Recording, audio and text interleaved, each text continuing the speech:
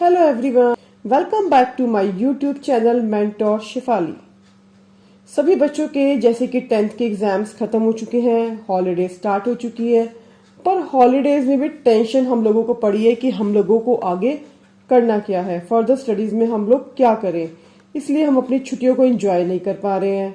कोई बात नहीं बच्चों, डोंट वरी, मैं आपकी हेल्प करूंगी आपका कैरियर चूज करने में। पर उससे पहले पेरेंट्स के लिए एक मैसेज।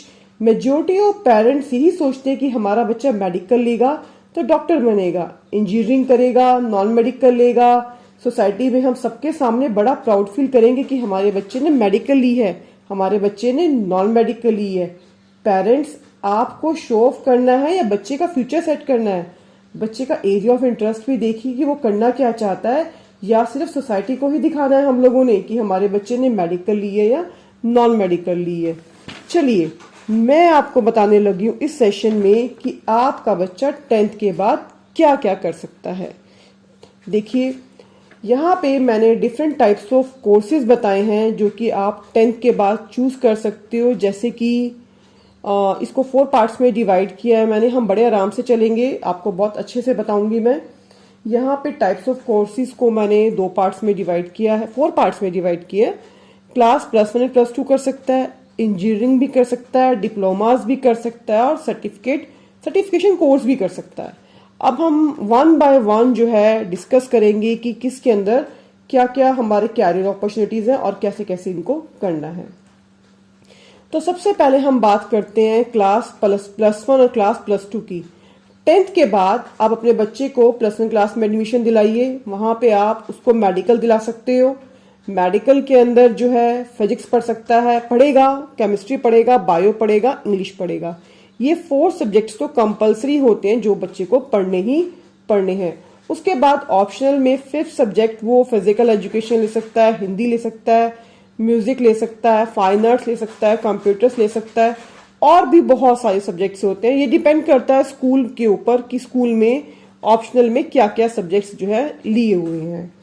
अब मेडिकल करने के बाद आपका बच्चा डॉक्टर बन सकता है। कैसे बनेगा? उसको नीट का एंट्रेंस क्लियर करना पड़ेगा, जिसकी सीट्स लिमिटेड भी होती हैं, जिसके लिए उसको बहुत मेहनत करनी पड़ेगी। और डॉक्टर बनने के बाद वो अपनी क्लिनिक ओपन कर सकता है। मोस्टली डॉक्टर्स ने आजकल पता है क्या किया हुआ है, अपने प्रोफेशन को, डॉक्टर को तो आगे वो नहीं लेके जा रहे हैं, उन्होंने नीट की एंट्रेंस की कोचिंग सेंटर्स खोल लिए हैं, क्योंकि कोचिंग सेंटर्स में उनको ज्यादा कमाने को मिलता है कंपैरिजन क्लिनिक खोलने पे।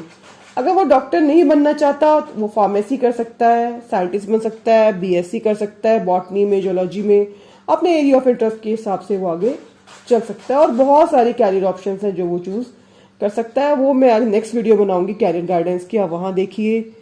ऐसे ही मेडिकल के बाद वो नॉन मेडिकल भी कर सकता है। अगर वो मेडिकल नहीं करना चाहता, सेम चलेगा मेडिकल नॉन मेडिकल का, एक सब्जेक्ट चेंज हो जाएगा, वहां बायो था मेडिकल में, यहाँ मैथमेटिक्स आ जाएगा, ऑप्शनल सब्जेक्ट वो ही चलेंगे। अगर आपके बच्चे का ज्यादा ही इंटरेस्ट है साइंस में, वो सुपर साइंस भी कर सकता है। सुपर साइंस मीन्स कि वो बायोलॉजी और मैथमेटिक्स दोनों पढ़ेगा, मतलब मेडिकल और नॉन मेडिकल की दोनों ऑप्शंस जो हैं उसके लिए खुली हुई हैं। ये तो बहुत ज्यादा जिसका इंटरेस्ट होगा साइंस में वो ही बच्चा करेगा। अब हम देखते हैं आगे सेकंड ऑप्शन, वो +1 +2 में क्या कर सकता है। वो आर्ट्स पढ़ सकता है, जिसको हम आजकल ह्यूमैनिटीज भी बोलते हैं।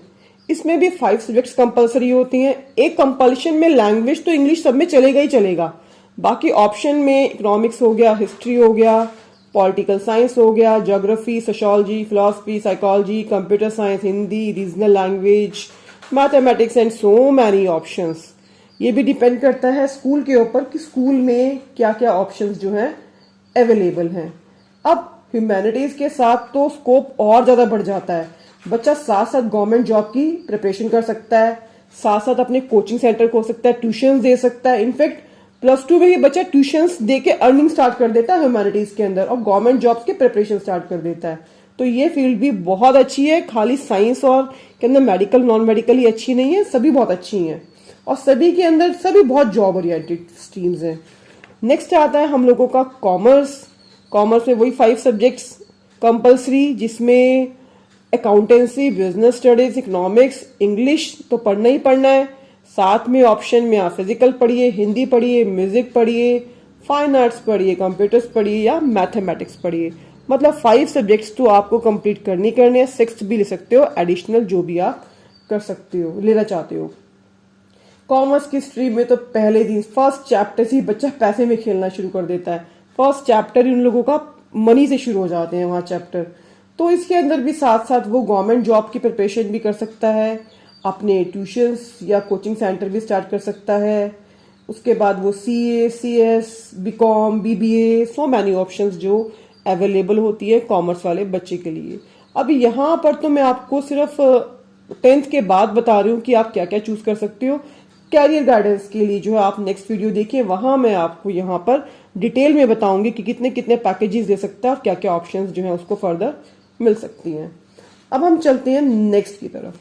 ये बहुत इंटरेस्टिंग वोकेशनल कोर्सेज जो आधे से ज्यादा बच्चों को या पेरेंट्स को पता ही नहीं है।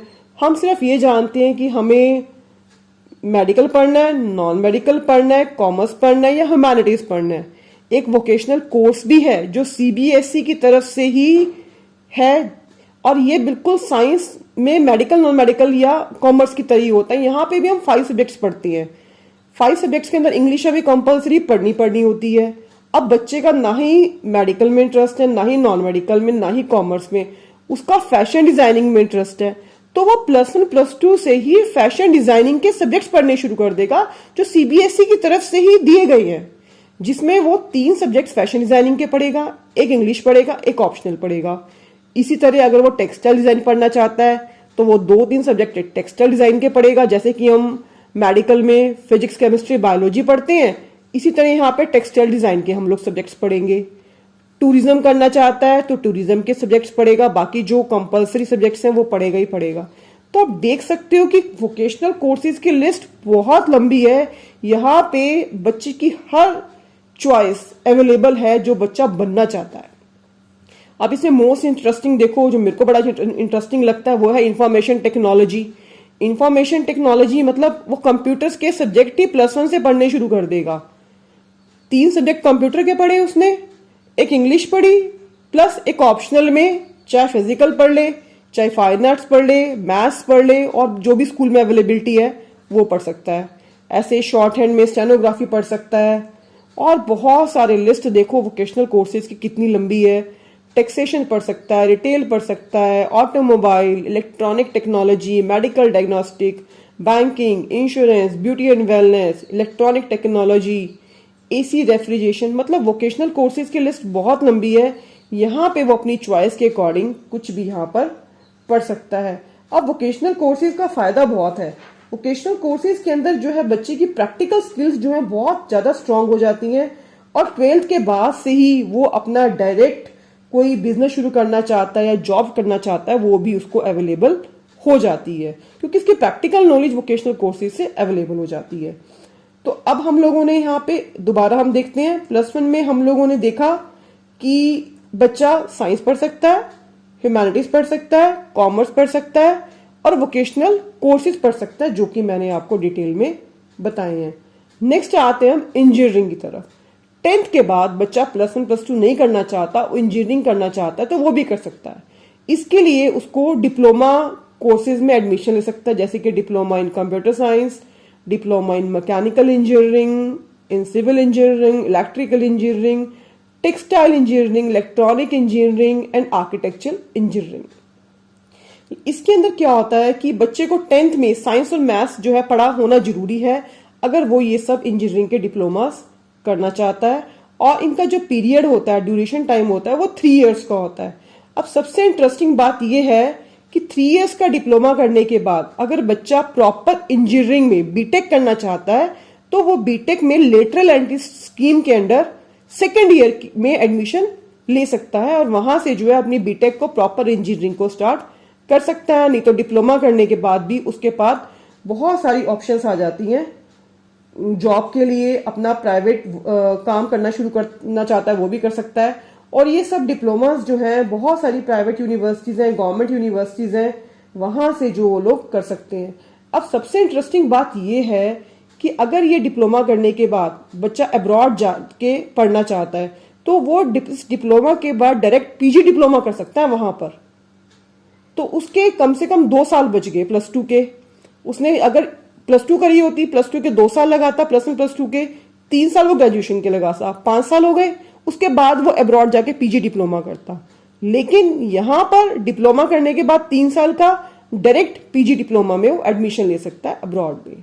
तो बहुत सारी ऑप्शंस जो है अवेलेबल है, घबराइए मत आप। नेक्स्ट आ जाता है सिंपल डिप्लोमास करना चाहता है वो, इंजीनियरिंग वाली ऑप्शन छोड़ के वो डिप्लोमास ही करना चाहता है। तो ये डिप्लोमास भी हमारे 1 से लेके 3 इयर्स तक के होते हैं। कोई 1 साल का होता है, कोई 2 साल का, कोई 3 साल का। और ये भी बहुत सारी यूनिवर्सिटीज हैं जो ये डिप्लोमास कराती हैं, जैसे कि diploma in fashion designing, diploma in yoga, diploma in hotel management, interior designing, AutoCAD, DTP, journalism, fine art, web designing, photography, food and technology. आप ऑप्शन देखिए कितनी है। हम जो बच्चों को बताते ही नहीं है, हम लोग उनके साइंस और कॉमर्स के पीछे ही भागते रहते हैं। Makeup, beauty, game designing, hospitality, lab technician, hospital assistants, there are so many list, so many options जो कि उसको अवेलेबल है, जो कि वो डिप्लोमा में कर सकता है, जिसका ड्यूरेशन मैंने आपको 1 से 3 ईयर बताया है। नेक्स्ट आ जाता है हमारा सर्टिफाइड कोर्स। सर्टिफाइड कोर्स का जो फोकस होता है ना, वो प्रैक्टिकल नॉलेज पे होता है टोटली। और इनका ड्यूरेशन जो है बहुत छोटा होता है, 3 मंथ से लेके 1 ईयर। 3 महीने से 1 साल के बाद जो है बच्चा इसको करने के बाद अपना अर्निंग शुरू कर देता है। और अर्निंग भी बहुत अच्छे वाली कर लेता है। ये नहीं कि छोटी मोटी अर्निंग करी है, छोटा मोटा काम किया, अच्छे वाले इसके अंदर भी बच्चा अपना बिजनेस स्टार्ट कर सकता है या जॉब कर सकता है। जैसे कि वो टैली का कर ले कोर्स, डीटीपी का कर ले, डिजिटल मार्केटिंग का कर ले, हॉस्पिटैलिटी का कर ले, ग्राफिक डिजाइनिंग का कर ले, कुकरी का कर ले, साइबर सिक्योरिटी का कर ले। ये सब कोर्सेज करने के बाद जो है वो बड़ा इजीली, बड़े अच्छे से अपना बिजनेस स्टार्ट कर सकता है। तो ये लिस्ट जो थी हमारी सर्टिफाइड कोर्सेज की, स्कूल्स या यूनिवर्सिटीज में अवेलेबल हो जाते हैं और इनकी फीस भी कोई बहुत ज्यादा नहीं होती।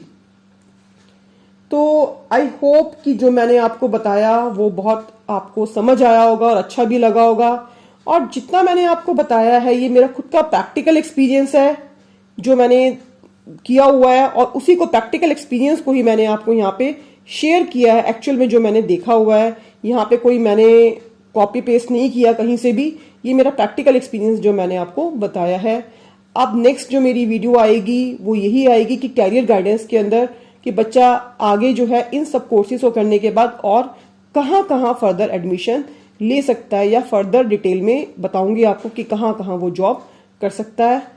तो थैंक यू ऑल। अब मेरी आप सबसे यही रिक्वेस्ट है कि मेरे चैनल को सब्सक्राइब करिए, लाइक करिए, शेयर करिए, ताकि मैं भी मोटिवेट हूं और आपको इस तरह की अच्छी अच्छी वीडियोस जो है मैं फ्यूचर में देती रहूं। Thank you all.